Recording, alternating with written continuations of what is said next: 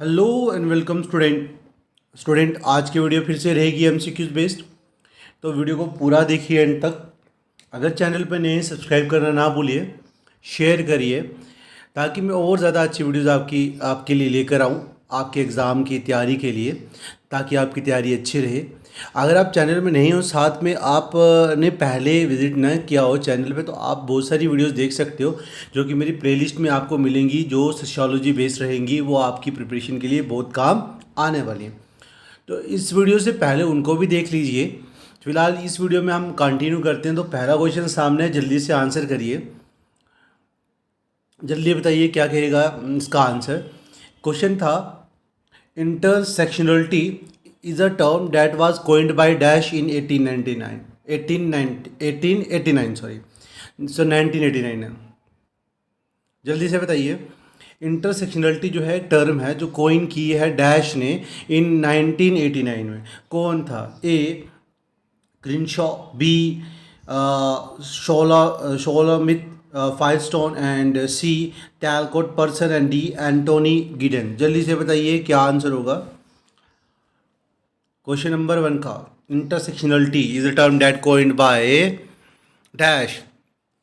तो याद रखिएगा आंसर रहेगा A, the Crenshaw is the right answer. Crenshaw is the person who give the term, coined the term intersectionality in 1989। याद रखिएगा। चलिए नेक्स्ट क्वेश्चन पे। क्वेश्चन सामने है, जल्दी आंसर करिए, जल्दी आंसर करिए। चलो पढ़ते हैं क्वेश्चन क्या कह रहा है। Dash is the multidisciplinary study of how assumption and expectation about gender and biological sex influence culture, social and political ideas about women and men। जल्दी से बताइए क्या आंसर होगा इस क्वेश्चन का। Dash is the multidisciplinary study of how assumption and exception about gender and biological sex influence culture। जल्दी से बताइए क्या होगा। मल्टी स्टडी बतानी है जो हमें अजम्पशन करने में मदद करती है, एक्सपेक्ट करने में मदद करती है अबाउट जेंडर और बायोलॉजिकल सेक्स इन्फ्लुएंस कल्चर हो गया, सोशल एंड पॉलिटिकल आइडियाज़ हो गया अबाउट वुमेन एंड मेन। कौन सा होगा जल्दी से बताइए। डैश में क्या भरेंगे? ए ऑप्शन है हमारे पास सोशल स्टडी, बी है वुमेन स्टडी, सी है जेंडर स्टडी एंड डी है सोशियोलॉजी। जल्दी से बताइए क्या आंसर होगा। आई होप सबने गेस कर लिया होगा। तो राइट आंसर रहने वाला है आपके पास C, the gender study is the right answer for the question number 2। Gender study एक मल्टी डिसिप्लिनरी स्टडी है जिसमें हमें अजम्पशन और एक्सपेक्टेशन के बारे में पता चलता है, जेंडर और बायोलॉजिकल सेक्स जैसे कि कल्चरल हो गया, सोशल पॉलिटिकल आइडियाज़, ठीक है, अबाउट वुमेन एंड मेन के बारे में। चलिए नेक्स्ट क्वेश्चन पे। क्वेश्चन सामने है, जल्दी से आंसर करिए।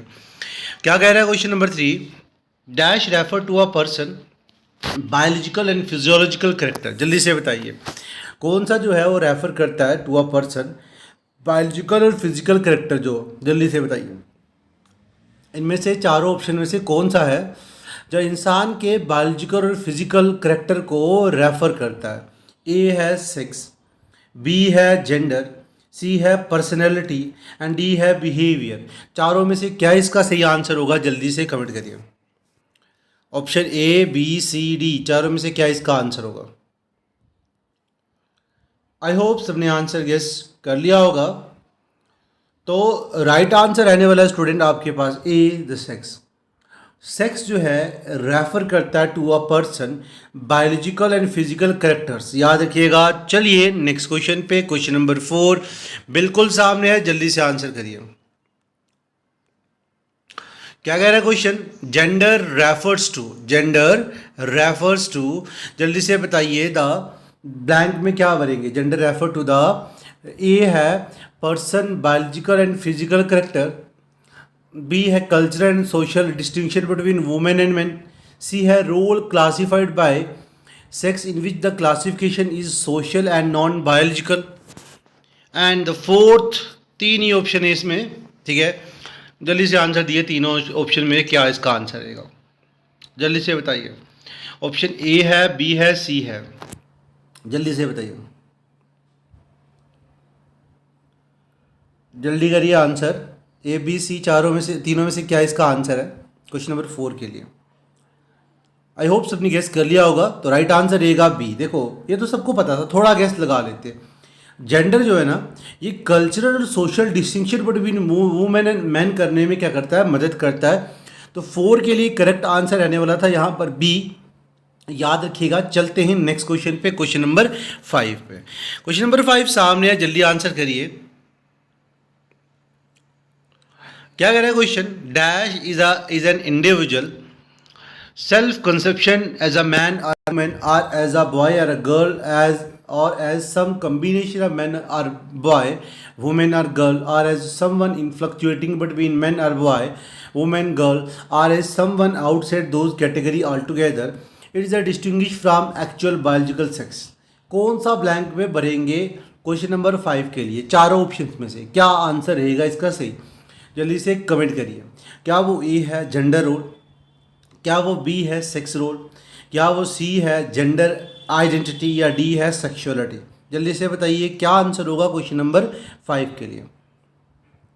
ए है, बी है, सी है या डी है? चारों ऑप्शन में से क्या इसका आंसर होगा, जल्दी बताइए।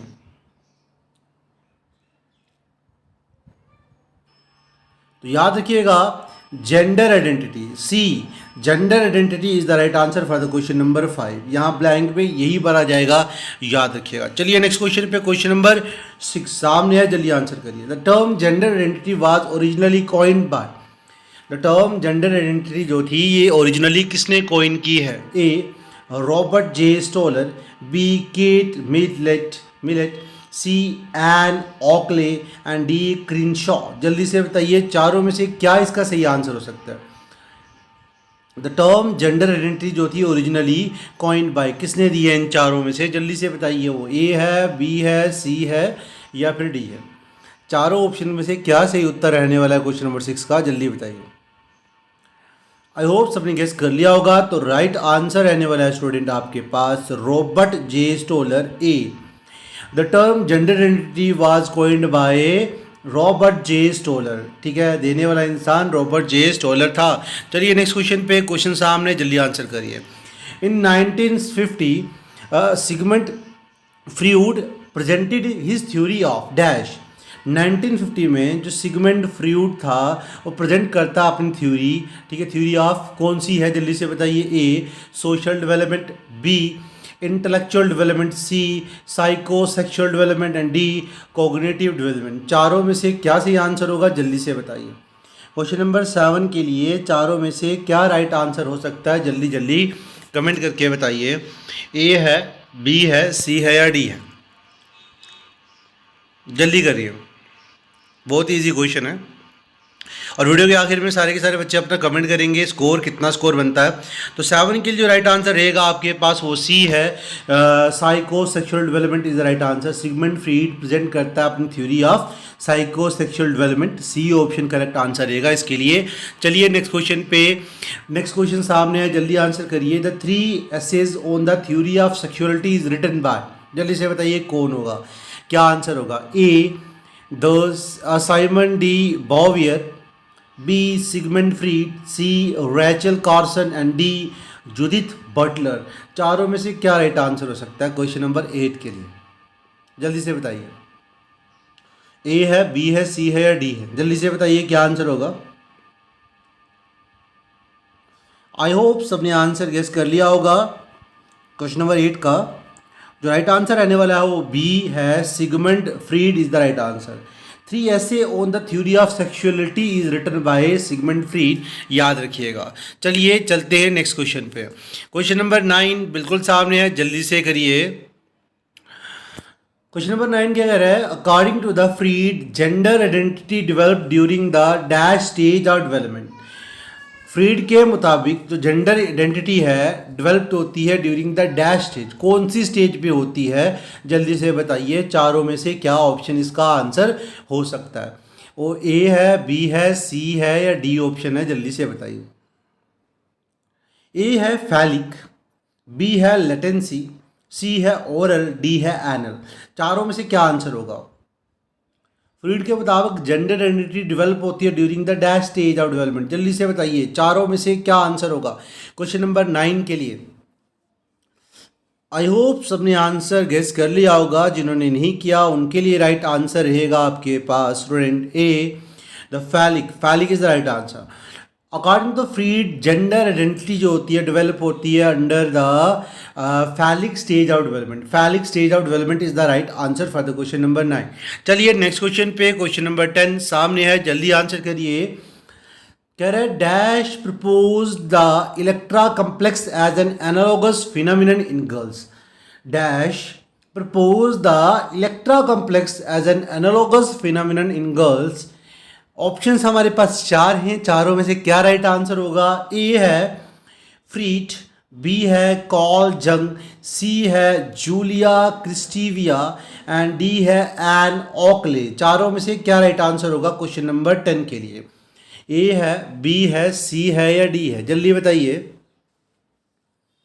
कौन सा ऑप्शन जो रहेगा सही उत्तर रहेगा क्वेश्चन नंबर 10 के लिए. जल्दी करिए. आई होप सबने आंसर गेस कर लिया होगा. तो राइट आंसर रहने वाला आपके पास बी, कॉल जंग is the person who proposed the electra complex as an analogous phenomenon in girls. चलिए क्वेश्चन नंबर 11 पे.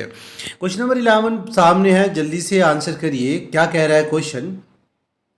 क्वेश्चन कह रहा है student, sex and gender on the development of masculinity and femininity who wrote the book. ठीक है, एक book है. इन चार पर्सन में से कौन से आदमी ने ये बुक लिखी है? बुक क्या थी? Sex and gender on the development of masculinity and femininity. In word sex and gender के ऊपर बुक लिखी, ठीक है, लिखी गई on the development of masculinity और फेमिनिटी. ये बुक लिखने वाला चारों ऑप्शन में से कौन सा था? जल्दी से कमेंट बॉक्स पे कमेंट करके बताइए. A the A Freud, B the Carl Jung, C Julia Kristeva and D the Robert J Stoller. जल्दी से बताइए चारों में से क्या ऑप्शन सही आंसर हो सकता है? जल्दी से जल्दी कमेंट करिए कौन सा इसके लिए राइट आंसर हो सकता है. जल्दी बताइए क्वेश्चन नंबर 12 का. आई होप सबने आंसर गेस कर लिया होगा. सॉरी 11 का सबने आंसर गेस कर लिया होगा. तो जिन्होंने नहीं किया उनके लिए राइट आंसर रहने वाला 11 का D, Robert J स्टोलर is the person who wrote the book sex and gender on the development of masculinity and femininity. याद रखिएगा. चलिए नेक्स्ट क्वेश्चन पे. Gender identity and research project was establish for the study of dash. जल्दी बताइए तीनों option में से क्या इसका राइट आंसर होगा? फिर से क्वेश्चन को रिपीट कर रहा हूँ कि gender identity research project was establish for the study of dash. A male and female, B intersexual and transsexual, C the lesbian and gay. चारों में से क्या राइट आंसर होगा क्वेश्चन नंबर 12 के लिए? सॉरी तीनों में से क्या आंसर होगा? तीन ऑप्शन आपके पास यहाँ पर इसके अवेलेबल हैं. तीनों में से कोई ना कोई इसका राइट आंसर है. जल्दी से जल्दी कमेंट करिए. जेंडर आइडेंटिटी रिसर्च प्रोजेक्ट जो था इस्टेब्लिश किसके लिए किया गया था? जल्दी से बताइए. Male, female, intersexual, transsexual, lesbian and gay के लिए. आई होप सबने गेस कर लिया होगा. राइट आंसर रहने वाला है B, intersexual and transsexual is the right answer for the question number 12. ठीक है, जेंडर आइडेंटिटी रिसर्च प्रोजेक्ट जो था ये इस्टेब्लिश किया गया था स्टडी करने के लिए. किसको? इंटरसेक्सुअल और ट्रांससेक्सुअल पर्सनस के लिए. याद रखिएगा. चलिए नेक्स्ट क्वेश्चन सामने है, जल्दी से आंसर करिए क्वेश्चन नंबर 13 का. क्या कह रहा है question number 13? Gender identity does not form until age 3 who said. Gender identity जो थी नॉट फॉर्म, जेंडर की आइडेंटिटी थी वो फॉर्म नहीं होती अंटिल एज 3, जब तक एज जो है वह 3 साल की ना हो जाए. हु सैड किसने कहा था? ठीक है, हमारे पास कुल मिला के 3 ऑप्शन है. तीनों में से क्या इसका आंसर होगा? जल्दी कमेंट करिए. तो तीनों में से पहला ऑप्शन आपके सामने है ए लॉरेंस कोलबर्ग, बी था मार्टिन रूबल एंड सी था जॉन मोने. बताइए क्या आंसर होगा क्वेश्चन नंबर 13 के लिए तीनों के तीनों ऑप्शंस में से? क्या वो ए है, बी है, सी है? जल्दी बताइए क्वेश्चन नंबर 13 का राइट आंसर क्या होगा? आई होप सबने गेस कर लिया होगा. तो राइट आंसर रहने वाला है आपके पास A the Lawrence Kohlberg. Lawrence Kohlberg said that gender identity does not form until age 3. याद रखिएगा. चलिए चलते हैं नेक्स्ट क्वेश्चन पे. क्वेश्चन सामने है, जल्दी से आंसर करने की कोशिश करिए. क्वेश्चन क्या कह रहा है कि strong persistent feeling of identification with the opposite gender and discomfort with own assigned sex is. जल्दी से बताइए, बहुत इजी क्वेश्चन है, जल्दी करिए. Strong persistent feeling of identification with the opposite gender. Strong persistent feeling of identification, identification feeling जो रहती हैं, ठीक है, सेम सेम के साथ नहीं, सॉरी, अपोजिट जेंडर के साथ, और discomfort with one own against sex, मतलब अपनी ओन सेक्स के साथ में डिस्कम्फर्ट फील होना। इसका आंसर क्या रहेगा, ब्लैंक में क्या भरोगे? ए रहेगा जेंडर आइडेंटिटी डिसऑर्डर, बी है पर्सनैलिटी डिसऑर्डर, सी है आइडेंटिटी क्राइसिस सॉरी, डी है रोल डिस्टेंस। जल्दी से बताइए क्वेश्चन नंबर 14 के लिए क्या राइट आंसर रहेगा इन चारों के चारों ऑप्शंस में से? ए है, बी है, सी है या डी है? जल्दी से जल्दी कमेंट करिए क्वेश्चन नंबर 14 का right answer. I hope maximum बच्चों ने गेस कर लिया होना है, ठीक है। जिन्होंने नहीं किया उनके लिए राइट आंसर रहेगा आपके पास A, the gender identity disorder, strong persistent feeling of identification with the opposite gender and discomfort with own assigned sex is known as gender identity disorder, ठीक है। जेंडर को सही से आइडेंटिफाई ना कर पाने वाला डिसऑर्डर, इस तरह की बीमारी रहती है। चलिए नेक्स्ट क्वेश्चन पे, क्वेश्चन सामने है, जल्दी से जल्दी आंसर करिए क्वेश्चन नंबर 15 का। क्या कह रहा है? Dash is the major for women development, कौन सा इनमें से मेजर है जो वुमेन डेवलपमेंट के लिए माना जाता है? जल्दी से बताइए। ए ऑप्शन है जेंडर जस्टिस, बी है जेंडर एम्पावरमेंट मेयर, सी है जेंडर इक्वालिटी मेयर। जल्दी से बताइए तीनों ऑप्शंस में से क्या इसके लिए सही आंसर रहेगा? जल्दी से जल्दी कमेंट करिए। कौन सा जो है वो मेयर है फॉर अ वुमेन डेवलपमेंट? जल्दी से बताइए। Gender justice, gender empowerment mayor, gender equality mayor. 15 के लिए सही आंसर क्या होगा? जल्दी कमेंट करिए। आई होप सबने गैस कर लिया होगा। तो राइट आंसर रहने वाला है आपके पास 15 का B, gender empowerment measure is the right answer for the question number 15। Gender empowerment measure is the measure for the women development, याद रखिएगा, इंपॉर्टेंट क्वेश्चन था। चलिए नेक्स्ट क्वेश्चन पे, 16 सामने है, आंसर करिए। कह रहा है feminist movement are aimed at, feminist movement जो थी इसका मेन मकसद क्या था, एम क्या था? जल्दी से बताइए किस पर इसका मकसद था, कौन से ऑप्शन पे इसका मकसद बनता है? क्या वो ए है लिबर्टी, क्या वो बी है इक्वालिटी, क्या वो सी है पार्टिसिपेशन, या वो डी है पावर? जल्दी से बताइए। फेमिनिस्ट मूवमेंट जो था उसका एम किन पे था, किस पे था? इन चारों के चारों दिए गए ऑप्शंस में से क्या वो ए पे था, बी पे था, सी पे था या डी पे था? चारों ऑप्शन में से किस पे था? जल्दी से बताइए। आई होप मैक्सिमम बच्चों ने गेस कर लिया होगा इसका आंसर। तो राइट आंसर रहने वाला है क्वेश्चन नंबर 17 का डी, याद रखिएगा power. The feminist movement are aimed at power, याद रखिएगा फेमिनिस्ट मूवमेंट का जो मेन एम था, ठीक है, सॉरी गलत हो गया, जल्दी से पावर बता दिया मैंने, इक्वलिटी पे आएगा। Feminist movement are aimed at equality, ठीक है, जल्दी में गलती हो गई थी, equality is the right answer, ठीक है, equality is the right answer. Feminist movement का मेन एम इक्वलिटी पे था। चलिए नेक्स्ट क्वेश्चन पे, क्वेश्चन सामने है, जल्दी से आंसर करिए। चारों ऑप्शन सामने कर देता हूं, देख लीजिए, आंसर करिए। कह रहा है select the law enacted by the parliament for the welfare of the women. जल्दी से बताइए, ऐसा आपने लॉ सिलेक्ट करना है, ठीक है, सिलेक्ट करना है लॉ जो इनेक्ट हुआ था parliament for the welfare of the women. Parliament में एक लॉ पास हुआ, ठीक है, उस लॉ को आपने सेलेक्ट करना है जो वुमेन के लिए, फीमेल्स के लिए, वेलफेयर के लिए बनाया गया था, फीमेल वेलफेयर के लिए बनाया गया था।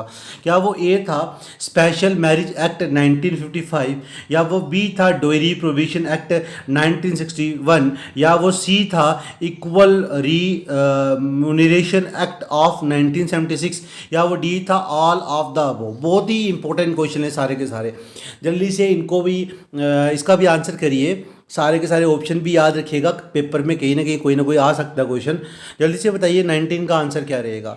तो आई होप मैक्सिमम बच्चों ने गेस कर लिया होगा। सॉरी 17 का आंसर जो हमारे पास रहने वाला है वो है डी, ऑल ऑफ द, वो सारे के सारे इसके स्पेशल एक्ट हैं, सारे के सारे स्पेशल एक्ट हैं जो वुमेन को या वुमेन के वेलफेयर के लिए बनाए गए हैं पार्लियामेंट में। पार्लियामेंट ने वुमेन के वेलफेयर के लिए तीनों के तीनों जो थे वो लॉ बनाए गए, और कब कब बनाए गए वो भी याद रखिएगा। चलिए नेक्स्ट क्वेश्चन पे, क्वेश्चन नंबर 18 बिल्कुल सामने, जल्दी से आंसर करिए। क्वेश्चन नंबर 18 क्या कह रहा है कि women in India are discriminated in, ठीक है, वुमेन जो है इंडिया में वो डिस्क्रिमिनेटेड होती हैं किस में? जल्दी से बताइए, क्या वो पॉलिटिकल लाइफ होगा ए, या वो बी होगा सोशल लाइफ, या वो सी होगा इकोनॉमिक लाइफ, या D all of the above. चारों ऑप्शन में से क्या इसका सही आंसर हो सकता है? जल्दी से जल्दी कमेंट करके बताइए। Option A B C D चारों में से क्या इसका राइट आंसर है? जल्दी कमेंट करिए। आई होप मैक्सिमम बच्चों ने आंसर कर लिया होगा, गेस कर लिया होगा। सिंपल सा छोटा सा क्वेश्चन था। तो राइट आंसर इज रहेगा आपके पास women India discriminated in political life, social life, economic life. तीनों लाइफ में औरतों को डिस्क्रिमिनेट किया जाता है। तो राइट आंसर रहेगा D all of the above is the correct answer for the question number 18। याद रखिएगा, वुमेन को चाहे वो पॉलिटिकल लाइफ है, चाहे वो सोशल लाइफ है, चाहे वो इकोनॉमिक लाइफ है, उनको डिस्क्रिमिनेट किया जाता है। तो राइट आंसर इसका डी इसी वजह से आया। अगला क्वेश्चन 19 सामने है, जल्दी आंसर करिए। 19 क्वेश्चन क्या कह रहा है कि sexual division of labour signifies that.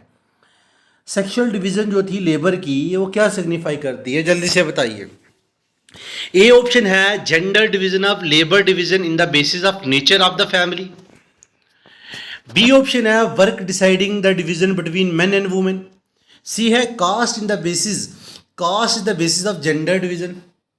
And D option है एज डिसाइड द डिवीजन। जल्दी से बताइए क्या आंसर होगा क्वेश्चन नंबर 19 का चारों के चारों दिए गए ऑप्शंस में से। क्या वो ए है, बी है, सी है या डी है? सेक्सुअल डिवीजन ऑफ लेबर जो है एज डिसाइड करती है, कास्ट डिसाइड करती है, वर्क डिसाइडिंग करता है मैन और वुमेन के बीच में, या जेंडर डिसाइड करता है? जल्दी से बताइए, बहुत ही इजी क्वेश्चन होगा, ठीक है। जल्दी से बताइए। Sexual division of labour signifies that. थोड़ा सा गेस लगाओगे आप आराम से इसका आंसर दे सकते हो, बहुत ही इजी क्वेश्चन था। आई होप सबने आंसर कर लिया होगा। तो राइट आंसर रहेगा be the work deciding the division between men and women. Work decide the division between men and women is the right answer, ठीक है। डिवीजन लेबर के लिए सिग्निफिकेंस यही था यहाँ पर, और कोई नहीं है। चलिए नेक्स्ट क्वेश्चन पे, क्वेश्चन सामने है, जल्दी से जल्दी आंसर करने की कोशिश करिए। क्या कह रहा है question number 20? A women are a man who believes in equal right and opportunity. ऐसे मैन और वुमेन जो बिलीव करते हैं इक्वल राइट एंड अपॉर्चुनिटीज में for man and women, select the correct option for the definition. जल्दी से बताइए क्या आंसर होगा, ए बी सी या डी?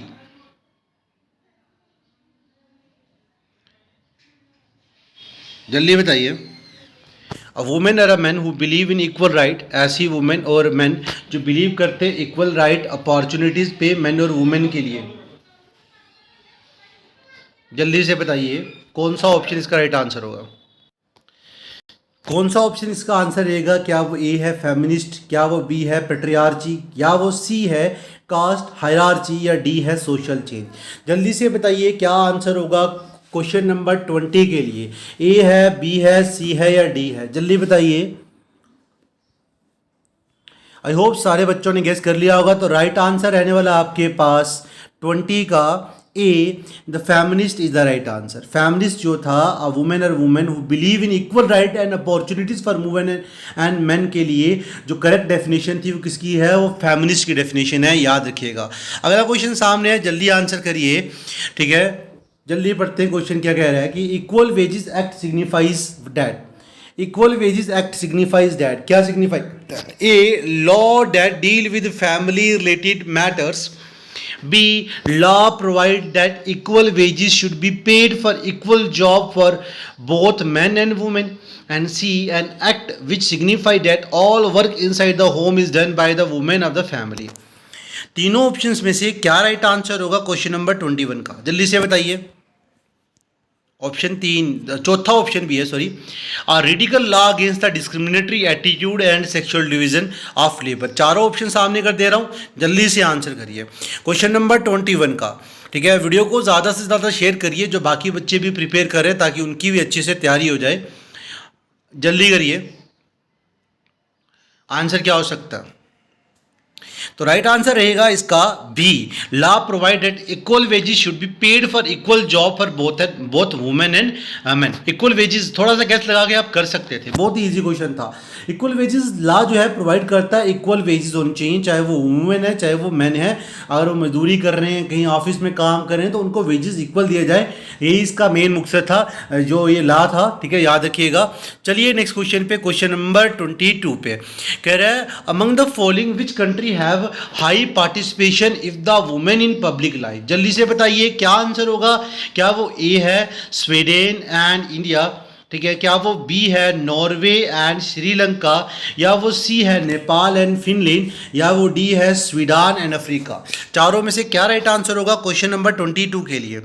ए है, बी है, सी है या डी है? जल्दी बताइए। चारों दिए गए ऑप्शंस में से क्या राइट आंसर होगा? Who among the which country have high participation of the women in public life? ज़्यादा से ज़्यादा औरतें कौन सी पब्लिक लाइफ में काम करने वाली कौन सी कंट्री में पाई जाती हैं? दो कंट्रियों के नाम बताने, नीचे दिए गए चारों ऑप्शंस में से ए बी सी डी में चारों में से क्या इसका सही आंसर है? जल्दी से बताइए।